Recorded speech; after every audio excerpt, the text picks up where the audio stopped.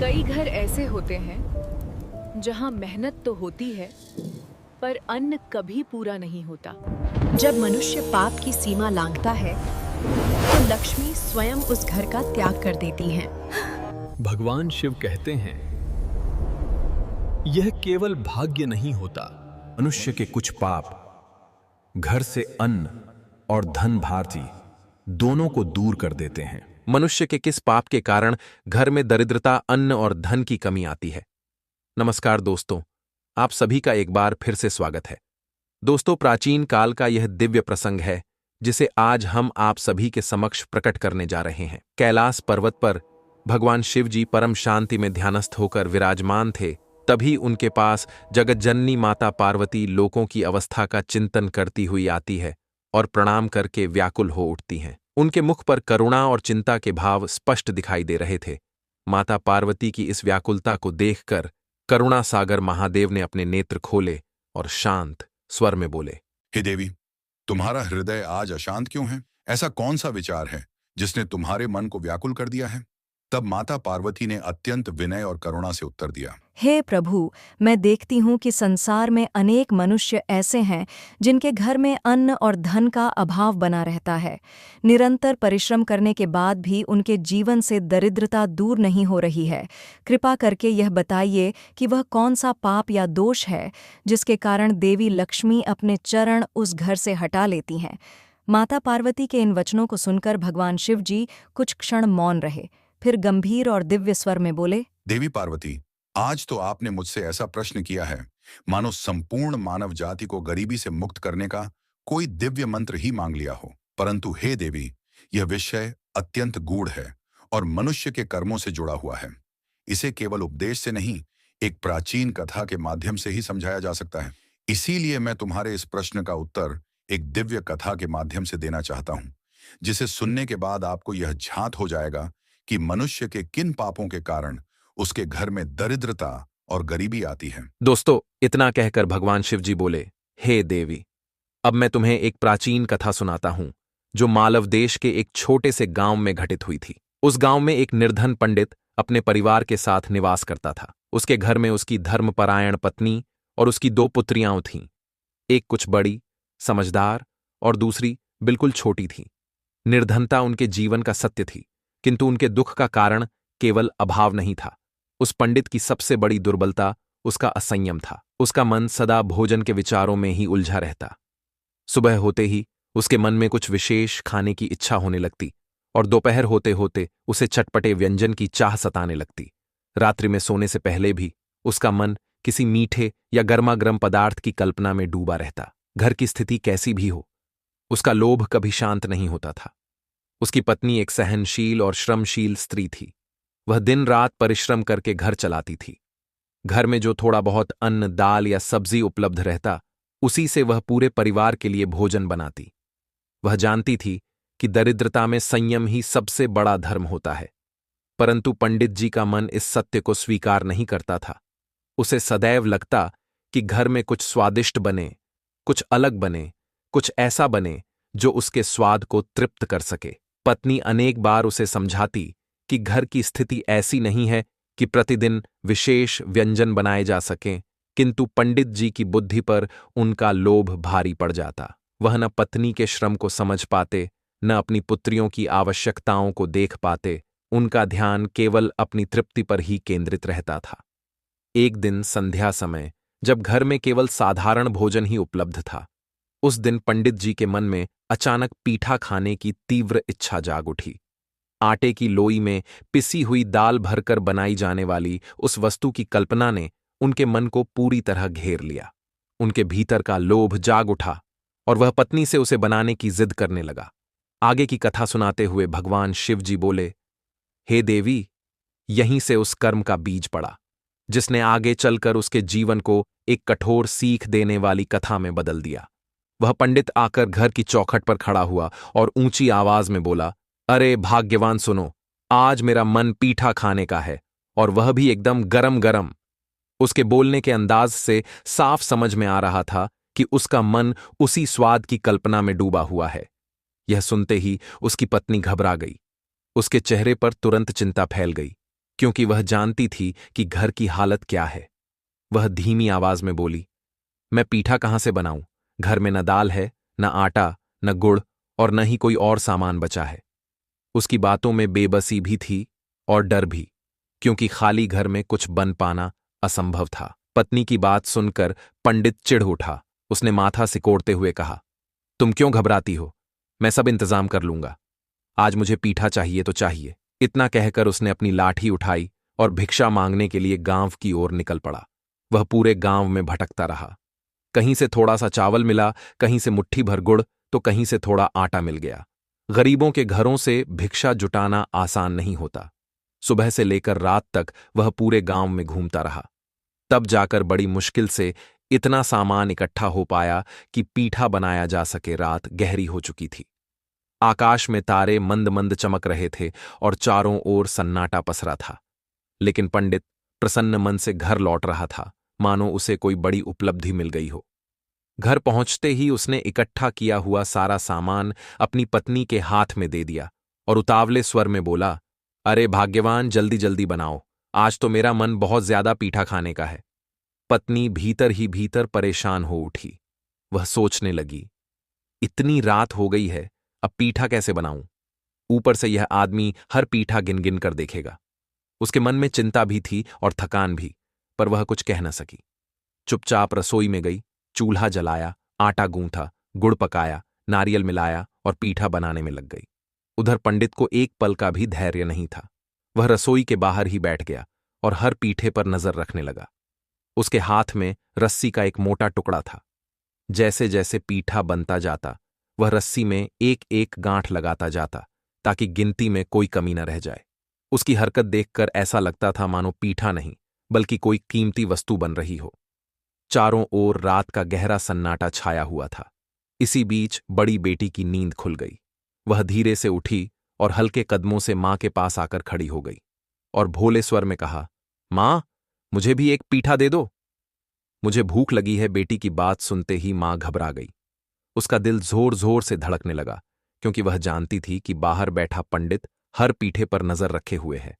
अगर एक भी पीठा कम हुआ तो घर में बड़ा हंगामा हो जाएगा। घबराहट में उसने तुरंत बेटी को पास खींच लिया और धीमी आवाज में बोली, नहीं बेटी, ये तुम्हारे लिए नहीं है।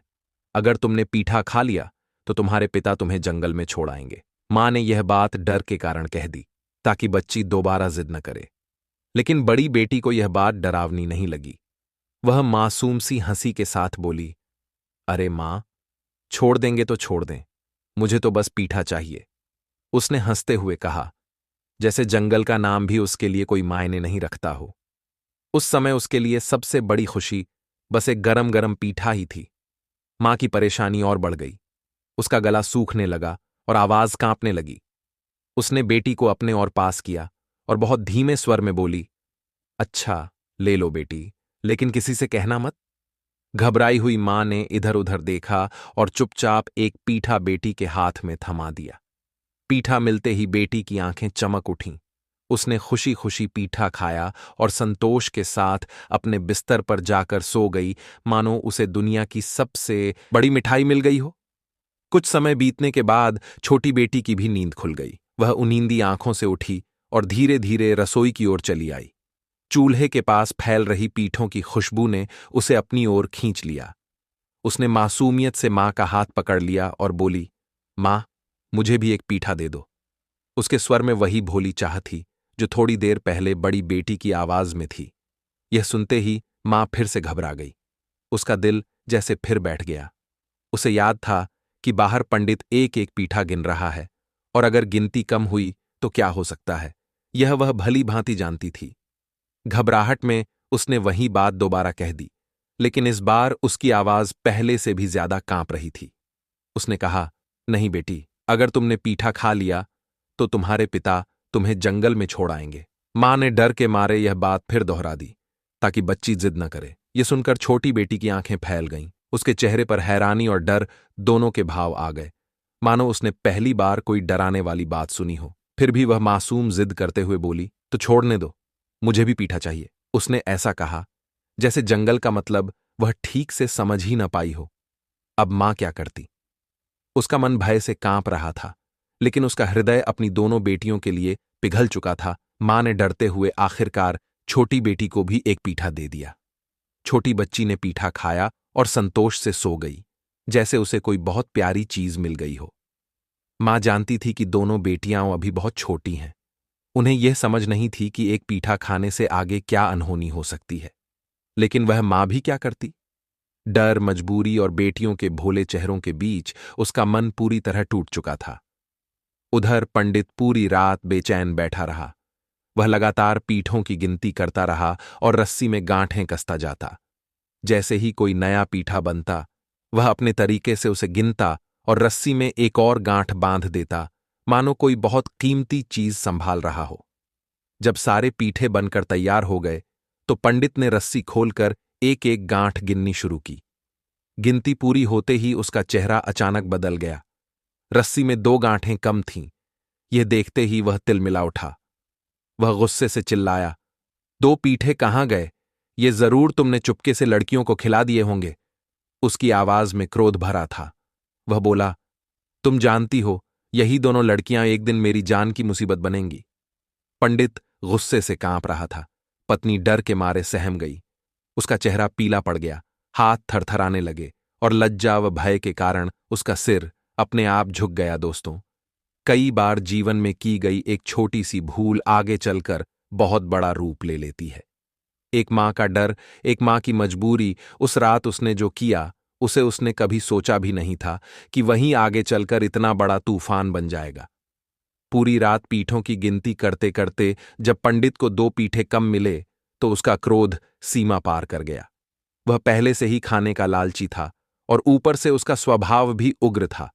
उसे ऐसा लगने लगा मानो किसी ने उसकी सबसे कीमती चीज उससे छीन ली हो। पत्नी भय के मारे चुप रही। वह जानती थी कि गुस्से में यह आदमी क्या कर बैठे, इसका अंदाजा लगाना भी कठिन है। धीरे धीरे रात ढलने लगी और सुबह की हल्की रोशनी आसमान में फैलने लगी। सूरज की लालिमा उभर रही थी, लेकिन पंडित का चेहरा उससे भी अधिक लाल था। उसके मन में रात भर यही बात घूमती रही कि उसकी अपनी बेटियों ने उसके पीठों को हाथ लगाया है। वह मन ही मन तय करता रहा कि अगर अभी सख्ती नहीं दिखाई तो आगे चलकर ये लड़कियां बड़ी मुसीबत बन जाएंगी। सुबह होते ही उसने दोनों बेटियों को पास बुलाया। दोनों बच्चियां बिल्कुल मासूम थीं, खेल कूद और हंसी में पली बढ़ी।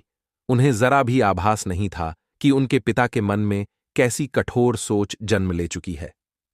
पंडित ने बनावटी मिठास भरे स्वर में कहा, चलो बेटियों, आज तुम्हें तुम्हारी बुआ के घर ले चलता हूं, वहां बहुत अच्छा लगेगा। दोनों बहनें हैरानी से एक दूसरे को देखने लगीं। उन्होंने तो कभी बुआ का नाम भी नहीं सुना था। बड़ी बेटी ने भोलेपन से पूछा, हमारी कोई बुआ भी है? मां ने तो हमें कभी बताया नहीं। उसकी आंखों में उत्सुकता साफ झलक रही थी, जैसे कोई नया रहस्य सामने आ गया हो। पंडित ने तुरंत आवाज ऊंची की, लेकिन मिठास बनाए रखते हुए बोला, अरे, अब तक नहीं बताया था। चलो, आज खुद देख लेना। जल्दी जल्दी तैयार हो जाओ। उसकी बात सुनते ही दोनों बच्चियां खुशी से झूम उठीं। वे पहले कभी कहीं घूमने नहीं गई थीं। उनके मन में नई जगह देखने और नए लोगों से मिलने का उत्साह भर गया। वे फौरन तैयार हो गईं।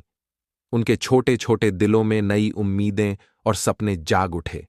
उधर मां ने जब यह सब सुना तो उसके पैरों तले जमीन खिसक गई। उसका चेहरा पीला पड़ गया। वह समझ गई कि कुछ अनहोनी होने वाली है। उसकी आंखों से आंसू बहने लगे, लेकिन वह पति के सामने कुछ कहने का साहस नहीं जुटा पाई। शब्द गले में ही अटक गए। पंडित दोनों बेटियों को लेकर घर से निकल पड़ा। रास्ते में खेत, खलिहान और कच्चे रास्ते आते गए। दोनों बहनें उत्साह से इधर उधर देखती चलती रहीं। उनके मन में यही चल रहा था कि आज वे किसी नए घर में जाएंगी, नई बुआ से मिलेंगी। रास्ता लंबा होता गया, लेकिन मासूम बच्चियों ने सोचा कि शायद बुआ का घर किसी दूर के गांव में होगा, इसलिए इतना चलना पड़ रहा है। पंडित दोनों बच्चियों को लेकर गांवों, पगडंडियों, खेतों और नदियों के किनारे किनारे आगे बढ़ता रहा। सूरज ऊपर चढ़ा, फिर धीरे धीरे ढलने लगा। रास्ता लंबा होता गया। दोनों बेटियां थक चुकी थीं, फिर भी उनके मन में उत्सुकता बनी हुई थी। बार बार वे मासूम स्वर में पूछतीं, पिताजी, बुआ का घर अब कितनी दूर है? उनकी आंखों में उम्मीद थी, लेकिन पैरों में थकान उतर चुकी थी। पंडित हर बार एक ही जवाब देता, बस बेटा, थोड़ी ही दूर है, अब पहुंचने ही वाले हैं। उसके इन शब्दों पर भरोसा करके दोनों बच्चियां फिर चुपचाप चल पड़तीं।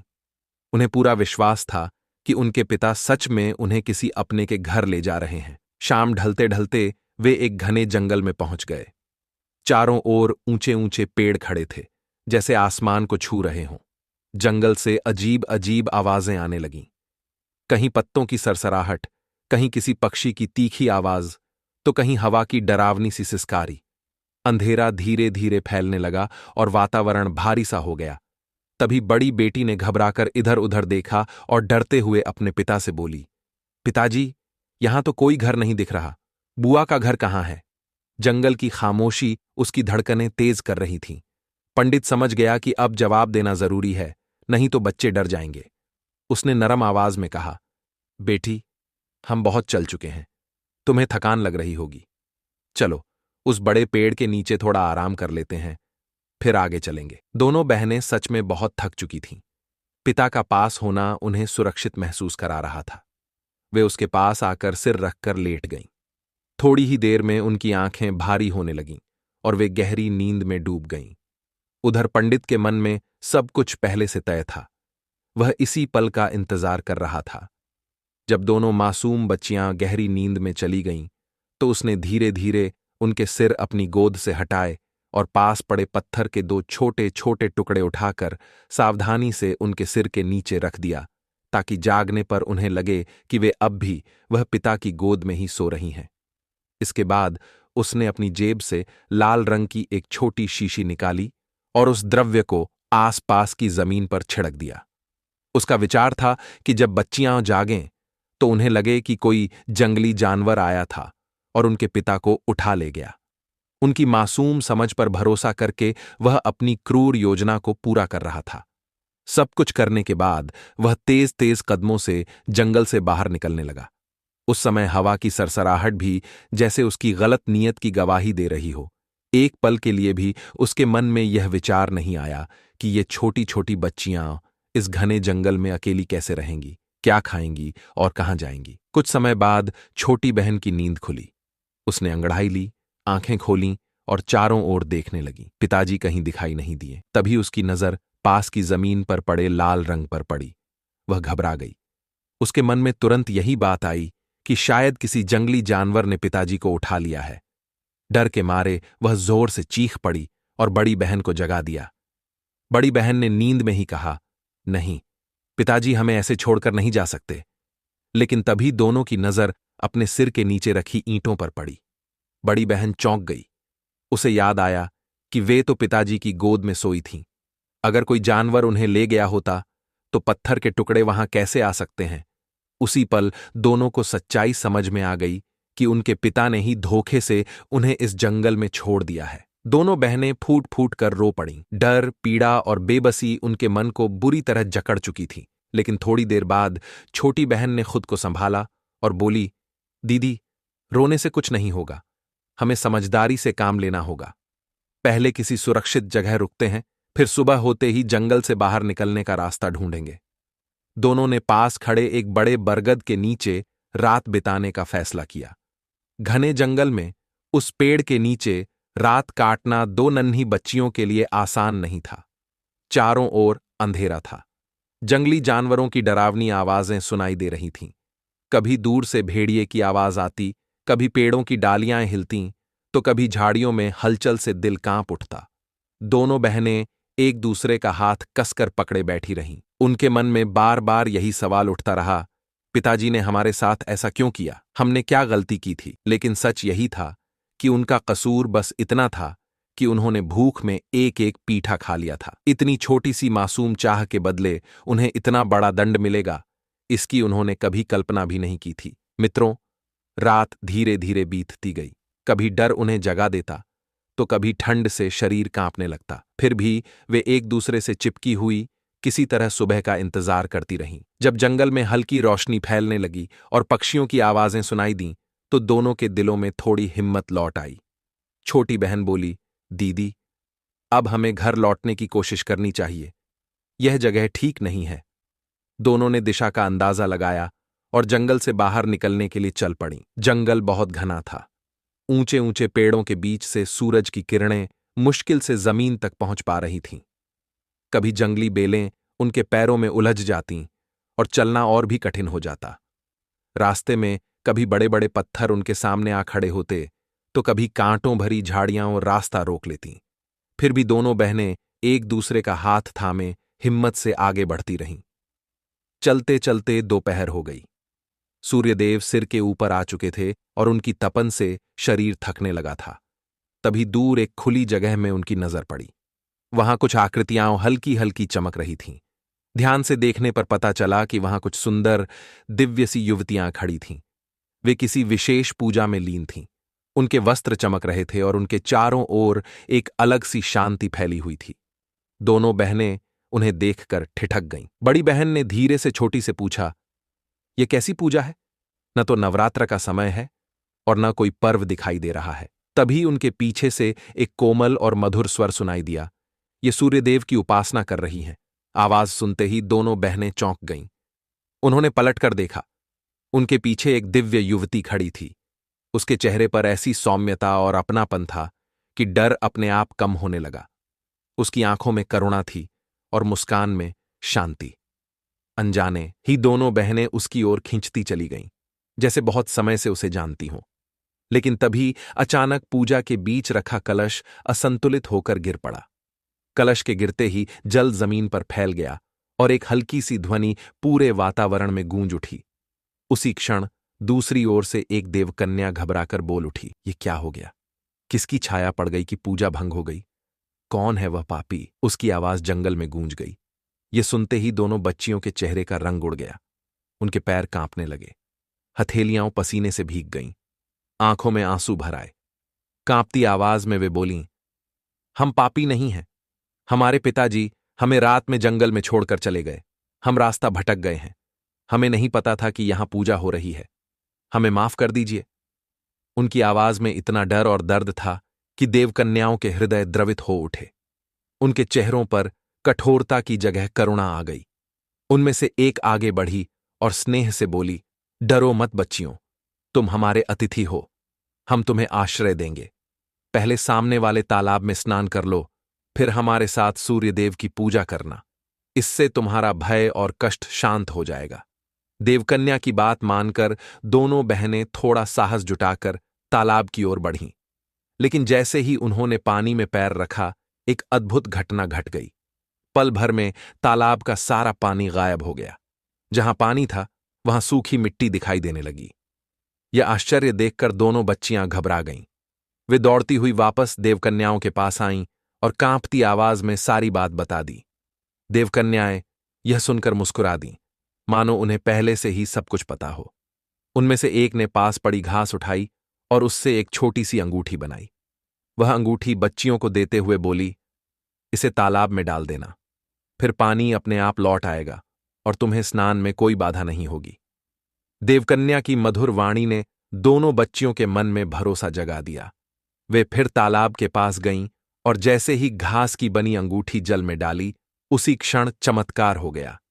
सूखा तालाब पल भर में जल से भर उठा, मानो प्रकृति ने स्वयं उन पर कृपा कर दी हो। दोनों ने स्नान किया और लौटकर देवकन्याओं के साथ श्रद्धा से सूर्यदेव की पूजा की। पूजा के बाद देवकन्याओं ने उन दोनों बहनों से कहा, बेटी, सच्चे मन से की गई प्रार्थना कभी व्यर्थ नहीं जाती। तुम जो चाहो मांग सकती हो। दोनों बहनों ने हाथ जोड़कर नमन किया। पूजा का प्रभाव उनके मन में उतर आया। रात का भय अब शांत हो चुका था और हृदय में यह विश्वास जाग गया था कि कोई दिव्य शक्ति उन्हें सुरक्षित घर तक अवश्य पहुंचाएगी। प्रसाद और कलश साथ लिए वे जंगल से बाहर की ओर चल पड़ीं। रास्ता लंबा था, पर अब उनके कदम डगमगा नहीं रहे थे। कुछ दूर चलने पर उन्हें एक छोटा तालाब दिखा, जिसके किनारे एक पौधे पर फल लगे थे। फलों को देखकर उन्हें और जोर से भूख लग गई और वे फल तोड़ने के लिए आगे बढ़ीं। तभी बड़ी बहन के पांव से कोई चमकती वस्तु टकराई। ध्यान से देखने पर पता चला कि वह शुद्ध सोने का बना एक मुकुट था, जिसकी चमक आंखों को चौंका दे। दोनों बहनें अचरज में पड़ गईं। छोटी बहन ने उसे जल्दी से ओढ़नी में छिपाते हुए कहा, दीदी, यह सूर्यदेव का आशीर्वाद है। नई आशा और विश्वास के साथ वे गांव की ओर बढ़ीं। जब लंबी यात्रा और भय के बाद वे अपने घर पहुंचीं तो आंगन देखते ही उनकी आंखें भर आईं। मां दौड़ती हुई बाहर आई, आंसुओं में डूबी, और पीछे वहीं पिता भी खड़ा था। मां ने कांपते स्वर में उन्हें बाहों में भर लिया। मेरी बच्चियों, तुम कहां चली गई थीं? मैं तो समझ बैठी थी कि कुछ अनर्थ हो गया। दोनों बहनों ने रोते हुए सब कुछ बता दिया, कैसे उन्हें जंगल में छोड़ा गया, कैसे वे भटकती रहीं, देवकन्याओं से भेंट हुई, सूर्यदेव की पूजा हुई, और कैसे उन्हें यह सोने का मुकुट प्राप्त हुआ। मित्रों, यह सब सुनकर मां स्तब्ध रह गई। उसका हृदय दर्द और आश्चर्य से भर उठा। वह समझ ही नहीं पा रही थी कि ईश्वर ने उसकी बच्चियों को किस प्रकार इस भयानक संकट से बचा लिया। तभी पंडित आगे बढ़ा और वह सोने का मुकुट अपने हाथ में उठा लिया। जैसे ही उसकी हथेलियों में उसका भार और चमक आई, उसका चेहरा उतर गया। भय से उसकी सांसें तेज हो गईं। वह घबराकर बोला, यदि यह सोने का मुकुट घर में रहा तो हमें कैद हो जाएगी। इसे तुरंत बाहर फेंक दो। डर के मारे उसने उसे बाहर फेंक दिया, लेकिन क्षण भर में वह सोने का मुकुट फिर लौटकर उसी जगह आ गिरा। उसने दोबारा और फिर तीसरी बार भी फेंका, पर हर बार वह लौट आया। यह विचित्र घटना देखकर वह भयभीत हो गया। उसका भय कई गुना बढ़ चुका था। उसे लगने लगा मानो कोई अदृश्य शक्ति उसे उसके पाप का बोध करा रही हो। उधर मां ने सूर्यदेव का पवित्र कलश घर के एक कोने में स्थापित कर श्रद्धा से पूजा प्रारंभ कर दी, और तभी से घर में परिवर्तन होने लगा। जहां पहले फूस की झोपड़ी थी, वहां धीरे धीरे एक सुदृढ़ और सुंदर घर बन गया। जहां बर्तन खाली रहते थे, वहां अनाज और दाल भरने लगी। गरीबी का अंधकार हटने लगा और घर में सुख समृद्धि का प्रकाश फैल गया। कुछ समय बाद मां ने एक सुंदर पुत्र को जन्म दिया। समय बीतता गया। दोनों बहनें बड़ी हुईं और उनके विवाह निश्चित हुए। बड़ी बेटी का विवाह राजा से और छोटी बेटी का विवाह मंत्री से हुआ। विदाई के समय पंडित ने अपनी बेटियों से पूछा, यदि तुम दोनों की कोई अंतिम इच्छा हो तो बताओ। बड़ी बेटी ने कहा, आज मुझे मछली खाने की इच्छा है। छोटी बेटी बोली, आज रविवार है, मैं सूर्यदेव की पूजा करना चाहती हूं। पिता ने दोनों की इच्छाएं पूरी की और दोनों बहनें अपने अपने पतियों के साथ नए जीवन की ओर चल पड़ीं। यहीं से उनके भाग्य की दिशाएं अलग हो गईं। बड़ी बेटी जहां जहां पहुंची वहां अशांति फैलने लगी। गांवों में रोग फैलने लगे, कहीं आग लगने लगी, कहीं पशु मरने लगे। लोग कहने लगे, यह स्त्री अशुभ है। जब वह राजमहल पहुंची तो स्वागत के लिए रखी सोने की चौकी और डलिया उसके स्पर्श से लोहे में बदल गईं। महल में भय व्याप्त हो गया। धीरे धीरे राज्य में भी विपत्तियां बढ़ने लगीं और राजा के मन में संदेह गहराने लगा। उधर छोटी बेटी जहां से गुजरी वहां हरियाली और सुख फैलता गया। खेतों में फसलें लहलहाने लगीं, बीमार स्वस्थ होने लगे और लोगों के घरों में खुशियां लौट आईं। जब वह अपने ससुराल पहुंची तो वहां स्वागत साधारण लकड़ी की चौकी और पीतल की डलिया से हुआ, लेकिन जैसे ही उसने चौकी पर पैर रखा वह सोने की बन गई और डलिया भी सोने में परिवर्तित हो गई। यह दृश्य देखकर छोटी बेटी की सास के मुख से अनायास निकल पड़ा, हे भगवान, ऐसी लक्ष्मी स्वरूप बहू तो मैंने जीवन में कभी नहीं देखी। पूरा घर उत्सव में बदल गया। जहां भी दृष्टि जाती वहीं सुख, शांति और समृद्धि दिखाई देती। उधर राजमहल में परिस्थितियां दिन ब दिन बिगड़ती जा रही थीं। लोग फुसफुसाने लगे, नई रानी के आने के बाद ही अनर्थ शुरू हुए हैं। धीरे धीरे यह बात राजा के मन में भी घर करने लगी। एक दिन उसने क्रोध में मंत्री को बुलाकर कहा, मैं ऐसी कुलक्षणी रानी को जीवित नहीं रख सकता, कल ही इसका अंत कर दो। मंत्री धर्म संकट में पड़ गया। राजा की आज्ञा टालना संभव नहीं था, पर एक निर्दोष स्त्री की हत्या उसका मन स्वीकार नहीं कर पा रहा था। अगले दिन जल्लाद को आदेश दे दिए गए, किंतु जब जल्लाद ने कांपती निष्पाप रानी को देखा तो उसका हृदय द्रवित हो उठा। उसने उसे मारने के बजाय चुपके से मंत्री की पत्नी के घर के सामने छोड़ दिया और राजा को भ्रम में रखने के लिए एक पशु का रक्त प्रस्तुत कर दिया। जब पंडित जी की छोटी बेटी ने द्वार पर अपनी बड़ी बहन को देखा तो वह स्तब्ध रह गई। थकी, डरी और टूटी हुई बहन को वह भीतर ले आई, पानी दिया, सहारा दिया और प्रेम से उसके कांपते हाथ थाम लिए। बड़ी बहन ने रोते हुए सारी व्यथा सुना दी, अपमान, षड्यंत्र और मृत्यु का आदेश। बड़ी बहन की बातें सुनकर छोटी बहन ने शांत स्वर में कहा, दीदी, यह सब सूर्यदेव का संकेत है। मन जैसा होता है, फल भी वैसा ही मिलता है। उसने बड़ी बहन को गुप्त रूप से अपने घर में सुरक्षित रख लिया। यह घर अब उसके लिए शरण बन चुका था। दोनों बहनों के भाग्य अब बिल्कुल अलग दिशाओं में बह रहे थे। एक के साथ जहां विपत्तियां जुड़ती जा रही थीं, वहीं दूसरी के कदमों से सौभाग्य फूट रहा था। उधर माता पिता के घर में सूर्यदेव की कृपा से समृद्धि बढ़ती जा रही थी। पूरा गांव इस परिवर्तन की चर्चा करता था, लेकिन पंडित का स्वभाव नहीं बदला। पेटूपन के साथ अब उसमें घमंड भी आ गया था। वह यह भूल चुका था कि यह सब ईश्वर की कृपा से है। समय बीता और उसका एकमात्र पुत्र विवाह योग्य हो गया। बड़े धूमधाम से बारात निकली, लेकिन जब बारात आधे रास्ते पर पहुंची, तभी पंडित के पुत्र को याद आया कि सरौता घर पर ही छूट गया है। उसने पंडित को यह बात बताई तो पंडित बोला, बेटा, तुम यहीं रुको, मैं अभी लाता हूं। वह घर पहुंचा तो द्वार बंद मिला। भीतर उसकी पत्नी सूर्यदेव की पूजा में लीन थी। उसने दरवाजा खटखटाया। पत्नी ने शांत स्वर में कहा, पूजा चल रही है, थोड़ा प्रतीक्षा करो। लेकिन प्रतीक्षा पंडित के स्वभाव में कहां थी। क्रोध में उसने लाठी से द्वार तोड़ दिया। अंदर वातावरण दिव्य था। पत्नी ध्यान में बैठी थी। सामने सूर्यदेव का पवित्र कलश रखा था, किंतु पंडित की आंखों पर क्रोध का अंधकार छाया था। वह गर्जा, तू यहां पूजा में बैठी है और उधर मेरा बेटा बारात के साथ खड़ा है। इतना कहकर उसने आवेश में आकर लाठी उठाई और सीधे सूर्यदेव के कलश पर प्रहार कर दिया। कलश के टूटते ही घर में एक भारी सी ध्वनि गूंज उठी। ऐसा लगा मानो किसी पवित्र शक्ति का अपमान हो गया हो। उसी क्षण घर में एक अजीब सी ठंडी हवा चली, जैसे कोई दिव्य उपस्थिति वहां से उठकर चली गई हो। सूर्यदेव का आशीर्वाद मानो उसी पल विदा हो गया। पंडित की पत्नी वहीं बैठी फूट फूट कर रोने लगी।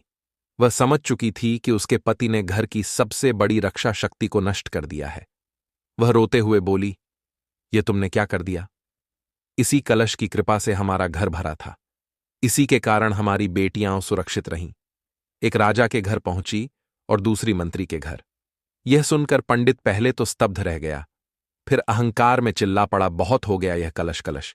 मैंने मेहनत की है, इसलिए सब मिला है। कोई कलश घर नहीं भरता। मुझे कुछ नहीं जानना, बस सरौता दे दो। बारात इंतजार कर रही है। पत्नी कुछ कहना चाहती थी, पर शब्द गले में अटक गए। कांपते हाथों से उसने सरौता पकड़ा दिया। पंडित उसे लेकर दौड़ता हुआ वहां पहुंचा जहां बारात रुकी थी, लेकिन वहां पहुंचते ही उसके पैरों तले जमीन खिसक गई। न उस स्थान पर बारात थी, न घोड़ी, न बाजे, सिर्फ उसका बेटा अकेला डरा हुआ रो रहा था। बेटे ने हिचकियों में बताया, पिताजी, आपके जाते ही सब कुछ बिगड़ने लगा। घोड़ी गिर गई, बाजे टूट गए, लोग डर कर भाग गए, सब समाप्त हो गया। यह सुनते ही पंडित के हाथ से सरौता गिर पड़ा। वह बदहवास होकर घर की ओर भागा। घर पहुंचकर उसकी आंखें फटी रह गईं। जो पक्का घर अनाज के ढेर और धन से भरा था, वह सब गायब हो चुका था। फिर वहीं पुरानी फूस की झोपड़ी खड़ी थी। पत्नी रोती हुई बाहर आई और बोली, यह सब तुम्हारे क्रोध और अहंकार का फल है। तुमने सूर्यदेव के कलश का अपमान किया और देखो, सब कुछ चला गया। अपनी पत्नी की बात सुनकर पंडित शांत हो गया। अब उसका अहंकार टूट चुका था। वह धीमी आवाज में बोला, जो हो गया सो हो गया। अब फिर से सूर्यदेव की पूजा शुरू करते हैं। पत्नी ने भारी स्वर में कहा, कैसे? घर में कुछ भी शेष नहीं है, न कलश, न दीप, न अन्न। कुछ देर चुप रहने के बाद पंडित बोला, मैं छोटी बेटी के घर जाऊंगा। सूर्यदेव की कृपा उस पर है, वही हमारी सहायता कर सकती है। मित्रों, उस दिन पहली बार पंडित को अपने जीवन के कर्मों का वास्तविक बोझ महसूस हुआ। बेटियों को जंगल में छोड़ना, अहंकार में पवित्र कलश तोड़ना, सब कुछ उसकी आंखों के सामने घूम रहा था। अब उसके पास पछतावे के अतिरिक्त कुछ भी नहीं बचा था। पत्नी ने आंसू पोंछते हुए चुपचाप सिर हिला दिया। उसकी आंखों में दुख, आशा और भय तीनों एक साथ झलक रहे थे। पत्नी ने आंसू पोंछते हुए कहा, जाओ, पर याद रखना, अब तुम पिता हो, भिखारी नहीं। सादगी और नम्रता के साथ जाना। पत्नी की बात मानकर भारी मन और धीमे कदमों से पंडित जी मंत्री के घर की ओर चल पड़े। पैरों में थकान थी, हृदय में पछतावा और मन में यह भय कि न जाने बेटी उसे स्वीकार करेगी भी या नहीं। जब वह उस भव्य महल के द्वार पर पहुंचा तो दृश्य देखकर उसका हृदय कांप उठा। सोने के घड़े सजे थे, चमकते पात्र पंक्तियों में रखे थे और दासियां रत्नों से भरी हांडियां लिए खड़ी थीं। यह वैभव उसकी कल्पना से परे था। द्वार पर पहुंचकर पंडित जी ने विनम्र स्वर में कहा, मैं छोटी बेटी का पिता हूं, उससे मिलना चाहता हूं। पर फटे वस्त्रों में खड़े उस वृद्ध पर किसी को विश्वास नहीं हुआ। दासियों के चेहरे बता रहे थे कि बिना पहचान भीतर जाना असंभव है। तभी पंडित को देवकन्याओं से सीखा हुआ वह संकेत याद आ गया। उसने पास रखी घास से एक छोटी सी अंगूठी बनाई और चुपचाप एक घड़े में डाल दी। वही घड़ा जिसे स्नान के लिए भीतर ले जाया जा रहा था। जैसे ही घड़े का जल छोटी बेटी पर उंडेला गया, वह घास की अंगूठी उसके सिर पर आ गिरी। वह ठिठक गई, आंखों में चमक आ गई, हृदय जोर से धड़क उठा। वह तुरंत समझ गई, यह संकेत पिताजी का ही है। उसने दृढ़ स्वर में कहा, उन्हें तुरंत आदर के साथ भीतर लाओ। दासियां दौड़ती हुई बाहर गईं और उस वृद्ध को सम्मान से भीतर ले आईं। जैसे ही छोटी बेटी ने पिता को देखा, वह भावुक होकर उनके चरणों में गिर पड़ी। पंडित जी का हृदय भर आया, आंखों से आंसू बह निकले। वही बेटी जिसे उसने कभी अज्ञान और अहंकार में जंगल में छोड़ दिया था, आज लक्ष्मी स्वरूप में उसके सामने खड़ी थी। आज वही बेटी अपने भव्य महल में अपने पिता को सम्मान और स्नेह के साथ गले लगा रही थी। वर्षों का बिछोह, पीड़ा और पश्चाताप उस एक आलिंगन में जैसे पिघल गया हो। छोटी बेटी की आंखें आंसुओं से भर आईं और वह भावुक स्वर में बोली, पिताजी, आपने पहले क्यों नहीं बताया कि आप आने वाले हैं? उसकी आवाज में कोई शिकायत नहीं थी, केवल चिंता और अपनापन था, जैसे पिता को सुरक्षित देखकर उसका हृदय निश्चिंत हो गया हो। पंडित का सिर अपने आप झुक गया, कंठ भर आया और कांपती आवाज में बोला, बेटी, मैं किस मुंह से बताता? जिस पिता ने तुम्हें जंगल में छोड़ दिया, जिसने तुम्हारी मां की बात नहीं मानी, जिसने क्रोध में सूर्यदेव के पवित्र कलश को तोड़ दिया, वही आज तुम्हारे द्वार पर सहायता मांगने आया है। बिटिया, कंगाली ने हमें चारों ओर से घेर लिया है। घर का सब कुछ समाप्त हो चुका है। तेरी मां आज भी पूजा करना चाहती है, पर घर में न दीप बचा है, न कलश, न अन्न। यह कहते कहते उसकी आंखें झुक गईं। उसे अपना अहंकार, अपना क्रोध और अपने किए हुए सारे कर्म एक एक कर याद आने लगे। आज पहली बार वह अपनी ही बेटी के सामने स्वयं को पूरी तरह असहाय अनुभव कर रहा था। छोटी बेटी ने पिता के चेहरे पर उतरे उस गहरे दुख को देखा, फिर आगे बढ़कर अपने पिता का कांपता हुआ हाथ थाम लिया और बिना एक क्षण रुके प्रेम और दृढ़ता से बोली, पिताजी, आप चिंता मत कीजिए। सूर्यदेव की कृपा से जो कुछ भी मुझे मिला है, वह सब पहले आपका ही था। आपकी पूजा फिर से आरंभ होनी चाहिए, यही मेरा धर्म है। उसने पिता का पूरा आदर सत्कार किया, उन्हें ससम्मान बैठाया, भोजन कराया और फिर सोना, चांदी, धन, अनाज, पूजा के लिए आवश्यक हर वस्तु सम्मानपूर्वक उनके हाथ में सौंप दी। पंडित भारी सामान लेकर नई उम्मीदों के साथ घर की ओर लौट रहा था। उसके कंधों पर लदा बोझ उसे थका नहीं रहा था, क्योंकि मन में एक नई ऊर्जा थी। हर कदम के साथ वह यही सोच रहा था कि अब जीवन फिर से संवर जाएगा। अब घर में फिर दीप जलेगा, पूजा होगी, अभाव का अंधकार हटेगा और जो कुछ उसने अपने क्रोध और अहंकार में खो दिया था, वह सब दोबारा लौट आएगा। उसके मन में बेटी के शब्द गूंज रहे थे, पिताजी, आप चिंता मत कीजिए।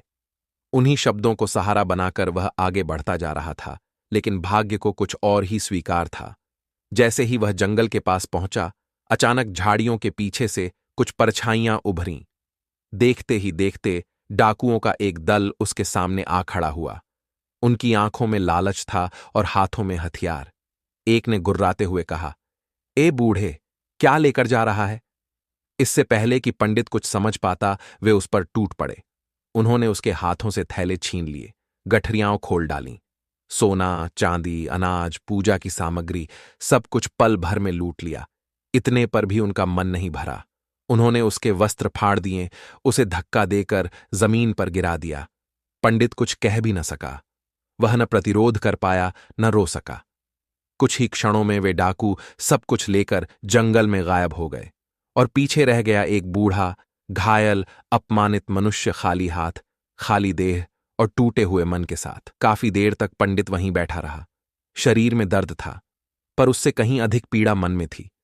उसने कांपते हुए स्वयं को संभाला और किसी तरह उठकर घर की ओर बढ़ा।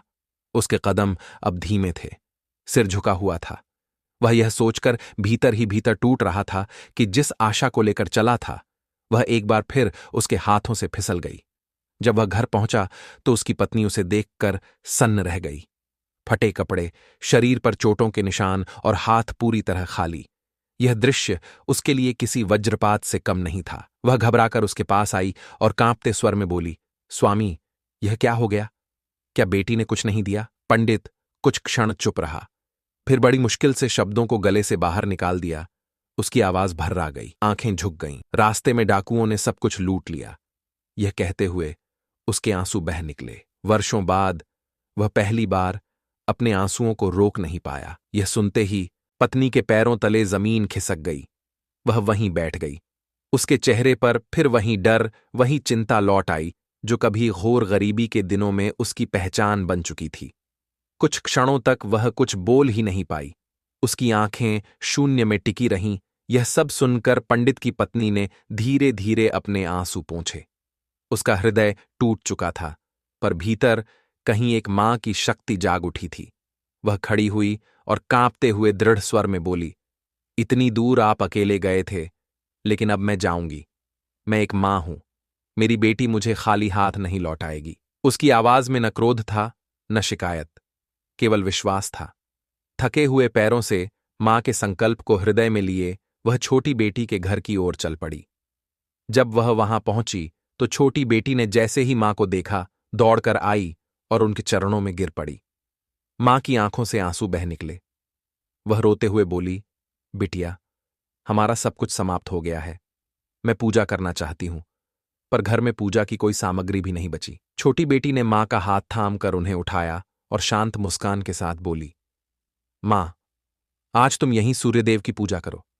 यही उपाय है, यही वरदान है जो जीवन की दिशा बदल देता है। मां ने उसकी बात मान ली। छोटी बेटी ने बड़ी बहन को भी बुलाया और कहा, दीदी, तुम भी उपवास रखो, सच्चे मन से पूजा करो।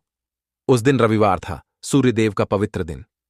मां, बड़ी बेटी और छोटी बेटी तीनों ने एक साथ श्रद्धा और एकाग्रता से सूर्यदेव की पूजा की। वातावरण में एक अद्भुत शांति फैल गई। पूजा के अंत में वर मांगने का समय आया। मां ने हाथ जोड़कर कहा, हे देव, मेरा घर पहले जैसा हो जाए, हमारी समृद्धि लौट आए। बड़ी बेटी ने आंखें बंद कर अपनी पीड़ा व्यक्त की, हे देव, मेरा घर, मेरा वैभव और मेरे पति का स्नेह मुझे फिर से प्राप्त हो जाए। मित्रों, पूजा समाप्त होते ही चमत्कार घटित होने लगे। बड़ी बेटी के जीवन में फिर से सौभाग्य लौट आया। राजा का मन परिवर्तित हो गया। उसे अपने किए पर पश्चाताप हुआ और वह स्वयं आकर बड़ी बेटी को सम्मान के साथ वापस ले गया। राजमहल में फिर से मंगलाचार होने लगे। उधर जब मां घर लौटी तो उसने देखा कि जो टूटी फूटी फूस की झोपड़ी थी वह फिर से सुंदर, बड़ा और समृद्ध घर बन चुकी थी। अनाज के भंडार भर चुके थे। धन और वस्त्र अपने स्थान पर थे। सब कुछ न केवल पहले जैसा लौटा था, बल्कि उससे भी अधिक शुभ और स्थिर हो चुका था। बड़ी बेटी अपने राजा के साथ सुखपूर्वक राजमहल में रहने लगी। छोटी बेटी तो पहले से ही सौभाग्य और समृद्धि की प्रतीक बन चुकी थी। पंडित और उसकी पत्नी भी सूर्यदेव की कृपा से अब अहंकार नहीं, बल्कि संतोष और श्रद्धा के साथ जीवन जीने लगे। तभी माता पार्वती ने विनम्रता और करुणा से भगवान शिव जी की ओर देखा और बोलीं, हे नाथ, अब मैं यह जानना चाहती हूँ कि वह कौन सा पाप है जिसके कारण मनुष्य के घर में अन्न और धन की कमी हो जाती है, लक्ष्मी वहाँ टिक नहीं पाती और परिवार दरिद्रता में घिर जाता है। भगवान शिव मंद मुस्कान के साथ बोले, देवी, तुमने जो पूरी कथा सुनी है वही तुम्हारे प्रश्न का उत्तर है। जिस घर में मनुष्य अपने परिश्रम को ही सब कुछ मान लेता है और ईश्वर की कृपा को भूल जाता है, वहीं से दरिद्रता का जन्म होता है। जहां संयम नहीं होता, जहां मनुष्य केवल अपने स्वाद, अपने सुख और अपने स्वार्थ में डूबा रहता है, जहां वह पत्नी के त्याग और संतान की भूख को नहीं देख पाता, वही सबसे बड़ा पाप है। हे देवी, जिस घर में स्त्री की श्रद्धा का अपमान होता है, जहां पत्नी की भक्ति को तुच्छ समझा जाता है और माता की करुणा को कमजोरी माना जाता है, वहां देवी लक्ष्मी कभी स्थिर नहीं रहती। क्रोध और अहंकार मनुष्य के विवेक को पहले नष्ट करते हैं, फिर उसके घर की शांति को और अंत में उसके भाग्य को। तुमने देखा कि जिसने सूर्य देव के पवित्र कलश का अपमान किया, उसने अपने ही घर की रक्षा शक्ति को तोड़ दिया, और जो संपत्ति श्रद्धा के बिना मिलती है वह बिना समय लगाए चली भी जाती है। पर देवी, जहां श्रद्धा होती है, जहां नम्रता होती है, जहां स्त्री को देवी समझकर सम्मान दिया जाता है और संतान को बोझ नहीं बल्कि वरदान माना जाता है, वहां दरिद्रता टिक नहीं पाती। छोटी बेटी के घर में न अहंकार था, न लालच, वहां पूजा से अधिक कृतज्ञता थी, और इसी कारण उसके कदमों से सौभाग्य उत्पन्न हुआ। हे देवी, भक्ति केवल मांगने का नाम नहीं है। भक्ति वह है जो मनुष्य को भीतर से बदल दे, अहंकार को झुका दे और यह स्मरण करा दे कि जो कुछ भी हमारे पास है वह ईश्वर की कृपा से है। इसीलिए देवी, दरिद्रता का सबसे बड़ा कारण ईश्वर को भूल जाना, स्त्री का अपमान करना, क्रोध में धर्म को त्याग देना और अहंकार में विवेक खो देना है। ये सब गरीबी और दरिद्रता को आमंत्रित करते हैं। यह सुनकर माता पार्वती ने श्रद्धा से नेत्र झुका लिए और बोली, हे प्रभु, आज आपने मेरे प्रश्न का ही नहीं बल्कि समस्त संसार के दुख का उत्तर दे दिया। दोस्तों, जो इस कथा को समझ लेता है वह केवल धन नहीं पाता, वह जीवन का संतुलन और शांति पा लेता है। प्रिय मित्रों, इसी के साथ आज की यह कथा समाप्त होती है। आशा करते हैं आपको यह कथा पसंद आई होगी। जय भोलेनाथ वीडियो देखने के लिए आप सभी का बहुत बहुत आभार।